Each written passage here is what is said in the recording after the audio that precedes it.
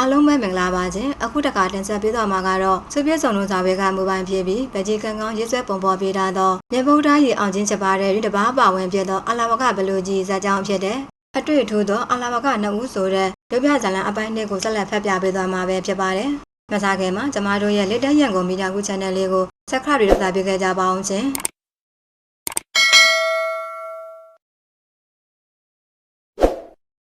်အလဝီပြည်နေမနီမဝေးစီတော်ကြီးကတစ်ပင်ကြီးများအုပ်အုပ်ဆန်းဆန်းနဲ့ပိုင်ပိုင်ညို့လဲရဲ့လူဟာနေသောတရွက်ကြိုကြမှမြေသို့ဖြားစင်းကြနေသည့်နေကြီးနုနုအလင်းတန်းလေးများကအလွန်လှပသည့်ဗကြီးကားတစ်ချက်ကိုကြည့်နေရသည်နဲ့ပင်တခါတရံတွင်ခုံပေါက်ဆော့ကစားနေသောတောကောင်ငယ်ကလေးများကိုတွေ့မြင်ရပြီးကျင်းငက်တာရကာတို့၏ဘာသာပါဝဟစ်ကျွေးတန်လေးများနှင့်ရံပန်ရံကဟဲအောင်လိုက်သည့်တောကောင်ကြီးများကတော၏တဘာဝအလှကိုပိုပြီးပြည့်စုံအောင်ဖြည့်ဆည်းပေးနေတဲ့ကဲ့သို့ပင်ထိုကဲ့သို့သောအလားပများကိုမခံစားနိုင်မဲ့မိမိအလိုဆန္ဒတကူပြည့်ဝစေရန်အတွက်တောတက်အဝယ်စားများဝစ်စင်ကဇွဲနှပဲကြီးစွာဖြင့်အမဲလိုက်လက်နက်များကိုကင်ဆောင်၍တောလန်းအတိုင်း၆လန်းလာသောလူတစုထိုလူစုတဲ့တွင်ခြေစုံမှဥဆောင်လာသူကမြစည်းမဒေတာအလဝီတိုင်းပြည်ကြီးအားစိုးစံအုပ်ချုပ်နေသောအလဝီပြည့်ချင်းအလဝကဘရင်ကြီးပေသည်ဘရင်ကြီးသည်အမဲလိုက်ခြင်းတောကစားထွက်ခြင်းကိုဝဒနာထုံသဖြင့်9ရက်တန်ခြင်းတောကစားထွက်လေရှိသည်ကဲတို့ဒီတပ်ပင်ကြီးရဲ့အရေးအောင်မှာခဏနာကြစုမကြခင်တမင်တော်ကိုဝင်ကြတော့မယ်ဆိုတော့မောင်မင်းတို့နဲ့ကိုတော်ချင်းမြတ်ထုံးစံအတိုင်းဗတိကဝတ်ပြုကြစု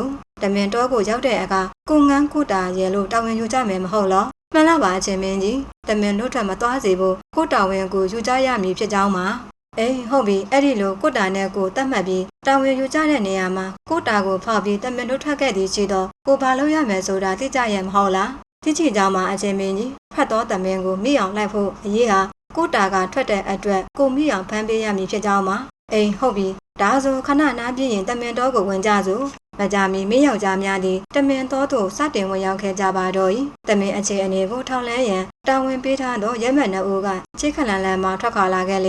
ခြေတံကလုံလသည်မို့တော်သွင်းသို့သူတို့ဝင်ရောက်လာသည်ကိုမြည်သည့်သားသမင်ကများသိနိုင်လိမ့်မည်မဟုတ်ပေခရီးအတန်ကန်ပေါက်လာသောအက်ကချေမှသွားနေသောရဲမက်သည်မြေပေါ်သို့ဖြတ်ကန်တဲ့မိုးစိုးထူးထောက်ထိုင်ချလိုက်လေနောက်မှကပ်ပါလာသောရဲမက်ကလည်းအခြေအနေကိုသုံးသပ်မိသည့်အနာချေမှရဲမက်နှင့်ကပ်၍ထိုင်ချလိုက်ရာချေမှရဲမက်သည်ခြုံကိုကွယ်၍ချစ်တို့လက်ညှိုးထိုးပြလိုက်တဲ့ဖြင့်နောက်မှရဲမက်ကလက်ညှိုးညွှန်ရသို့လှမ်းကြည့်လိုက်လေရာဖြစ်သမင်တကောင်ကိုတွေ့လိုက်ရပါတော့၏ထိုရကချေမှရဲမက်ကနောက်မှရဲမက်အားရှေ့ဟန်လက်ဟန်ပြီးနောက်ကျောင်းပြန်လှည့်ရန်ပြော၏သူကတော့ဒီနေရာတွင်ပင်ကြံခဲ့ပြီးသမင်ကိုမျက်ခြေမပြတ်စေရန်စောင့်ကြည့်ရမည့်တာဝန်ချနေပြီလေကျဲဆိုနှစ်ခွက်ကမိတော့ပြီးသားရဲမက်ကလည်းချက်ချင်းပင်ခြေတံတော်လုံးပြေနောက်ကျောင်းကိုပြန်လှည့်ထွက်ခဲ့ရမကြမီပင်နောက်မှပါလာတော့မင်းကြီးအဖွဲနဲ့ဆုံလိုက်ရတော့၏ထွေသမင်တကောင်ထွေးချင်ကြောင်းမှာအချင်းမင်းကြီးကောင်းပြီဒါဆိုထုံးစံအတိုင်းငါတို့ဒီနေရာမှာလူစုခွဲပြီးဝိုင်းကြမယ်ကိုတာကိုလုံးပါစေနော်မောင်မင်းကပြန်သွားပြီးတမင်ဒီဘက်ရောက်အောင်ချောင်းလှမ်းခဲ့ပြီးတော့မင်းကြီးအမိန့်အတိုင်းမကြမီပင်တမင်ကိုစောင့်ကြည့်နေသောရဲမက်စီတို့တည်င်းသွားဖို့သောရဲမက်သည်ခြေတံလုံးလုံးပြီးပြန်ရောက်လာပြီးအားလုံးအစင်သက်ဖြစ်ပြီးဟုသင်္ကေတဖြင့်ပြသည်ပြီးလည်းရင်တမင်အခြေအနေကိုလှမ်းကြည့်မိဟာတမင်ကရွှေတမင်မျိုးပဲထွားချမ်းချမ်းချိပေးစွာကြွေကြနေတဲ့တွတ်တူသီးတွေကိုအေးအေးဆေးဆေးစားနေလိုက်တာရဲမက်နံဘူးမင်းကြီးတို့စောင့်နေရသို့ရောက်ရန်တမင်ကိုစ၍၆ကြလေပြီသို့တော့တမင်လက်မသွားစေရန်မိမိလိုရာသို့ခြေဦးလက်စေဖို့ဖြစ်ဖြစ်ချင်းအတန်ပြူက၆လန့်ကြလေဟေးဟေးဟေးမိမိတို့လိုရာသို့ခြေဦးလက်သောအခါတွင်တော့ဝါနှစ်ခုကိုဖြောင်းခနဲ့မြေအောင်ရိုက်၍အတန်ပေးလိုက်ရာတမင်သည်ခြေသို့တဟုန်ထိုးပြေးပါတော့သည်တမင်၆သောရဲမှန်နှုတ်သည်ခဝဲဝေးမှလိုက်လာခဲ့ကြပြီးခဏအကြာတွင်ဝါရိုက်တန်ပြလိုက်ပြန်ရာတမင်သည်မင်းကြီးတို့လေးအဝဲတာတမတ်၍စောင့်နေသောနေရာဘက်သို့တက်တက်မတ်မတ်ပင်ပြေးလေတော့၏ထိုရကရဲမှန်နှုတ်ကိုဆက်မလိုက်ကြတော့အဘဲကြောင့်ဆိုသောတမင်ကိုဖြစ်သောမြသည်ကြော်ထွက်လာပြီးမိမိတို့တန်ရောက်လာနိုင်သောကြောင့်ပင်သည်မင်းကြီးတို့တမင်ပြည့်မိအုပ်စုကလည်းမျက်တောင်မခန့်ကြပဲလက်ညှို့တင်ကကြည့်နေကြရာမနာတန်ပြေးလာနေသောကြောင်းတန်းနေပုံရသည့်တမင်ကိုတွေ့ကြရလေပြီပြေးလာသောသမင်သည်ရဲမက်တူကြီးတာဘက်သို့ပြေးမြပြူပြီးမှဝဲဘက်သို့တင်ကတစ်ချိန်တို့ပြည့်ထွက်သည်ထိုတာကပြည့်ကျင်မင်းကြီးစောင့်တည်တာထွေသမင်ကဗိဇက်တော်ကိုလွှာခနဲ့ကုံအကျော်တွင်မင်းကြီးလင်းညွှန်းမှများသည့်အချိန်ပြင်းစွာပြန်ထွက်သွားတော့၏သို့သောသမင်ကိုမတ်သည်ကတ်လွဲပြီးသမင်လွတ်သွားပြီကိုကတိနဲ့ကိုတမင်ကငါတာကထွက်သွားတာဆိုတော့ငါတာဝန်ဖြစ်ပြီပေါ့ရဲမက်တို့သည်မင်းကြီးကိုစားလေးများဆွဲ၍တမင်နောက်သို့လိုက်ရန်ပြင်ကြရာမင်းကြီးကအားလုံးကိုလက်ကပြီးတားလိုက်တမင်ဟာငါကိုတော်တာကထွက်တော်မို့တင်တို့နဲ့မဆိုင်ငါနဲ့သာဆိုင်နေမို့တင်တို့လိုက်ရန်မလို့ငါတာဝန်ငါကြည့်ဖို့အောင်ထမ်းမယ် မင်းကြီးလည်းမြားချီတောင်းနဲ့လေးကိုဆွဲကအဖော်မှပါတူတဲ့တမင်နောက်သို့ခြေကုန်းတုပ်လိုက်ရမကြမီမှာပင်မရက်မနာပြေးနေသောရွှေသမင်ကိုတွေ့လိုက်ရတော့၏မင်းငါလက်ကလှုပ်အောင်ပြေးစံမင်းကြီးလည်းနောက်မှမျက်ကြည်ပြတ်မခံပဲလိုက်ခြုံကိုလည်းတိုးရ၏စမ်းချောင်းငယ်ကိုလည်းကြော်ဖြဲရ၏ချုပ်ထွေးနေသောမော်ယွန်တော်အရောက်တွင်တမင်ကမင်းကြီးကိုမျက်စိလှည့်ရန်ကြိုးစား၏သို့သောတောကသားနေကြမင်းကြီးကလည်းတမင်တို့၏သဘောကိုနောကျေနေပြီမို့တမင်ကလှည့်တော်လဲမင်းကြီးလည်းမသွားပဲတမင်ကိုမိလိုစောပြေထက်ချက်မကွာလိုက်ပါလာခဲ့ရင်မင်းကြီးသည်ပောက်ခဲ့သောခရီးတာကိုမှန်စာမိလေပြီဘာလို့နဲ့ငါလိုက်လာခဲ့တာနှစ်ယူဇနာတောင်ကြော်လောက်ပါပေါ့လားတမင်တို့မြေသည်သုံးယူဇနာအထိတာတစ်ချိန်တို့ပြေးနိုင်စွမ်းချိတာဆိုတော့မကြခင်သင်ငါလက်ထဲကိုရောက်တော့မှာပါပြေးနိုင်သလောက်ဆက်ပြေးစမ်းကိုချွတ်သမင်းကြီးခကြီးသုံးယူဇနာပေါက်သောအချိန်တွင်ချွတ်သမင်းသည်ရုပ်ကြီးပြောက်ကွယ်သွားတဲ့ဖြင့်မင်းကြီးသည်လက်ပတ်ချဖွေလေဒီကောင်ဒီနားမှာပဲချိရမယ်ဟောဟိုမှာတွေ့ပြီသင်အချိန်ကုန်သွားပြီမို့မောပန်းပြီးရေအိုင်ဆက်မှာရေစင်းတောက်နေတာကိုဟုတ်ပါသည်ချွတ်သမင်းကြီးကအာရင်ကုန်ကမောပန်းနေပြီဖြစ်တဲ့ပြီးရေတောက်ပြီးဖြစ်တော့လဲလှုပ်ပင်မလှုပ်ရှားနိုင်အောင်ဖြစ်နေချလေပြီမင်းကြီးလည်းဝါယုံတော်များကိုအာကာကွယ်ယူကတမင်နှင့်နှိနိုင်သမျှနီးအောင်တုတ်ကတ်သွားပြီးနောက်မြားစိတ်ပင်ကြီးတစ်ပင်နောက်သို့ရောက်သောအခါပင်စင်ကြီးကိုကာကွယ်ယူကလေးတွင်မြတ်ထက်စင်းကိုတက်ဆင်းလိုက်လေဒီနေရာကပြစ်ကွင်းအကောင်းဆုံးပဲပေပေတော့ကိုချစ်သမင်းကြီးအစိလူများတန်ကြောင့်တမင်ကဇီဝင်ချုပ်သွားခဲ့လေပြီမင်းကြီးလည်းတက်ပြင်းချလိုက်ကမြားစိတ်ပင်ကြီးပင်စင်ကိုကြောမိထားရင်လူနုအေးကိုတဝါကြီးချူချိုက်လိုက်ပါတော့၏တမင်ကိုဇောကပ်ပြီးလိုက်လာခဲ့တာဒီကနေတောပြင်ကိုရောက်ဖို့ငါ3ယူဇနာလောက်ပြန်6ရအောင်မယ်ဆိုတော့တမင်သေးကိုတရားတိုင်းထားခဲ့ရင်ကောင်းမလာ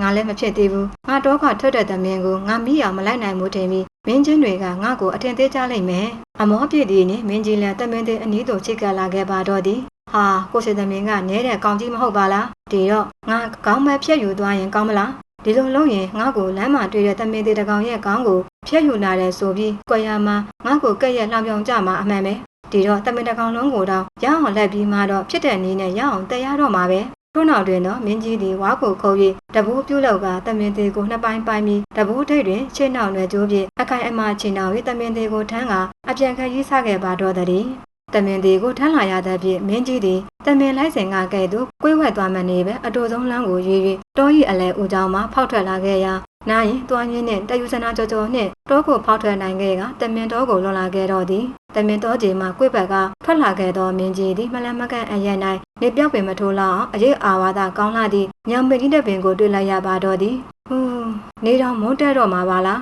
ခြေကညောင်ပင်ကြီးအောက်မှာခဏနားအောင်မှာပြီးမှခကြီးဆက်မယ်ငါ့ကိုစောင့်နေတဲ့မင်းချင်းတွေနဲ့မကြခင်တွေ့ရတော့မှာပဲလေညောင်မင်းကြီးအောက်သို့မင်းကြီးရောက်ထိလာခဲ့ကြပြီမင်းကြီးသည်တဘိုးကိုမြေတွင်ချလိုက်ကကြီးမသည်အညစ်ပပင်ကြီးတစ်ခုအပေါ်တွင်ထိုင်ချလိုက်ပြီးထက်ခတ်လာသောဒင်းတို့အေးကိုချူချရင်အမောဖြစ်နေမိလေသည်အမောဖြစ်နေရင်မှမင်းကြီးသည်အပင်မောသို့မောကြည့်လိုက်သောအခါထူဆန်းသောအချင်းရတစ်ခုကိုတတိပြုလိုက်မိပါတော့၏အိုလိုထူဆန်းလာပါကလားအပင်ပေါ်ကကြွကြလာတဲ့ရွရွက်တွေမြေကိုကြမလာပဲလေထဲမှာပဲကွယ်ပြောက်ကုန်ကြပါလားနောက်ပြီးညောင်ပင်ရင်းကမြေတလင်းမှာလဲချုပ်ပွားမနေပဲတမျက်လဲထားသလိုကြောင်တလင်းဖြစ်ပြီးချမ်းတန်နေတာပဲအမှန်ဆိုရက်ကြွေတွေနဲ့ချုပ်ပွားနေရမှာထူးတော့ထူးဆန်းနေတယ်ဒီတော့ဒီရက်ဟာမနေအပ်တဲ့နေရာပဲငါအမြန်ခွာမှဖြစ်တော့မယ်မင်းကြီးသည်စဉ်းစားဆင်ခြင်ကညောင်ပင်အောက်မှခွာရန်ပြန်လိုက်စဉ်ညောင်ပင်ကွယ်မှလူလင်ပြိုတအူထွက်လာသည်ကိုမြင်တွေ့လိုက်ရပါတော့သည်ထိုလူလင်သည်မင်းကြီးကိုကတ္တိတီကြီးကလက်အုပ်ချီမှုအယိုသည်ပြုတ်ခြင်းလည်းမကြည့်ပ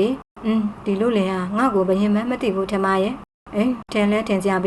ဲငါကဘယင်ပုံမပေါက်ပဲမုတ်ဆိုးရွပေါက်နေတာကိုဒီလူလင်ကိုကြည့်ရတာလိမ့်ကြတဲ့အထက်ကတော့မဖြစ်နိုင်ဘူးထိုအချိန်မှာပင်လူလင်ပြိုသည်မင်းကြီးအနီးသို့တုတ်ကပ်လာခဲ့ချေပြီးအမောင်လူလင်ငါဟာအလဝေးဘယင်ဆိုတာတင်မသိလေရောသလားသိပါတော့ကောမင်းကြီးရဲ့ဒါနဲ့တင်ငါကောငါဘသူဆိုတာသိရလားငါတင့်ကိုမသိတင်ဒီငါပြည့်ချင်မင်းမသိလျက်နဲ့ဘာကြောင့်ဥမညွတ်တည်းမင်းမြတ်သိမြင်ကိုတင်မကြောက်သလားမင်းကြီးအမေကြောင့်လူလင်သည်ဟာတိုက်ရင်မောလိုက်ကြီး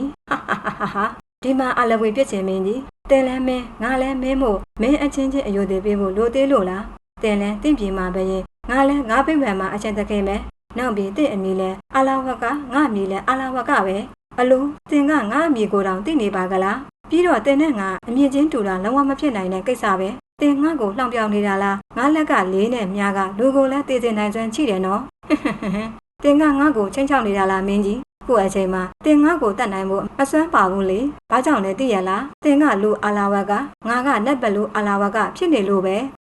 တင်ကဘလူဟုတ်လားရဲဖို့ကောင်းလေစွာလူလင်ငယ်တင့်လုံးချုံမုတ်ခတ်ညားတဲ့လူလင်ပြိုတယောက်ကခတ်ထန်ကြမ်းတဲ့ဘလူဆိုတာငါကဘလူယုံရမှာလဲမဖြစ်နိုင်တာမပြောပါနဲ့လူလင်ငယ် အတင်မင်းကြီးငါတို့နတ်ဘလူးတွေကလိုရာအတွင်ကိုဖန်ဆင်းနိုင်တဲ့တကူအိတ်ထိပဲချိကြတယ်ငါရဲ့ဘလူးအတွင်ကိုတင်မြင်ရရင်ချက်ချင်းပင်ရွတ်သွတ်သွားနိုင်တာမို့တင့်တော်ဘရင်တပားကိုငါအတွင်ပြောင်းပြီးတွေ့ဆုံရတာပဲအော်ဒီလိုလားဒါဆိုအတင်ဘလူးကဒီနေရာမှာငါ့ကိုလာတွေ့ဆုံတာဘလို့အကြောင်းများကြည့်လို့ပါလဲတင်နဲ့ခရီးသွားတူးပေလို့ငါကခရီးသွားမဟုတ်ဘူးဟောဒီညောင်ပင်ဟာငါရဲ့ဗိမ္မာန်တော်ကြီးပဲမင်းကြီးလည်းသွားဟန်ပြီးညောင်ပင်ကိုမောကြည့်သည်တို့တော့တာမန်ညောင်ပင်အတွင်မှလွယ်ပြီးဘာမျှမမြင်တင်တို့လူလူသားများအနေနဲ့ငါဗိမ္မာန်ကိုမြင်နိုင်စွမ်းမြင်မဟုတ်ကြငါ၏ဗိမ္မာန်တော်သည်ငါပြုခဲ့သောအတိတ်ကံအခွန်ကြောင့်အလွန်ခံကြားလှပပြီးဗိမ္မာန်ရဲ့အထက်ကနေကျေးဖြူကွန်ရက်နဲ့ဖုံးအုပ်ထားတယ်ငါဗိမ္မာန်အမြင့်ဟာသုံးယူဇာနာအမြင့်ချိပေတဲ့မင်းကြီးဒီနေရာမှာလားအာလာဝက်ကငါလည်းတင်ဗိမ္မာန်ကိုမမြင်ရပါလားတာမန်လူတွေအနေနဲ့မမြင်နိုင်ဘူးလို့ငါပြောခဲ့ပြီးပြီပဲမင်းကြီးရဲ့ကဲငါပြောတာကိုတင်သေးချာချာနားဆင်လို့မင်းကြီးဝေတံဝန်နတ်မင်းကြီးကငါ့ကိုစွတ်တော်တပါပေးသနာခဲ့တယ်ငါနေတဲ့ဟောဒီညောင်နှန်းဗိမ္မာန်ရဲ့မွန်းတန်းချိန်အရေးအောက်ရောက်လာသူမှန်သမျှကိုငါအားဖမ်းယူစားတော့ခွင့်ပြုထားခဲ့တယ်ဒါကြောင့်အခုငါတင့်ကိုဖမ်းဆီးစားတော့ဖို့ကိုထင်ပြရခြင်းဖြစ်တယ်တင့်ကိုငါစားပေတော့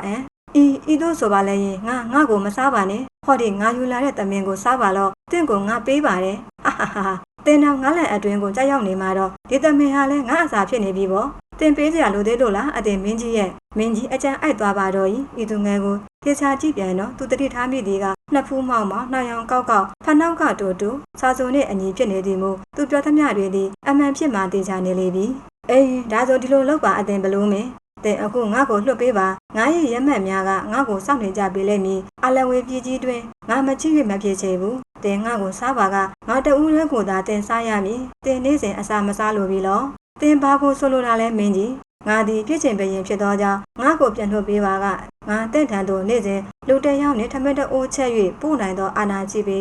တင်နေ့စဉ်မပူမပင်စားသုံးရမည်ဆိုပါကငါ့ကိုပြန်မလွတ်ပေးနိုင်ပြီလော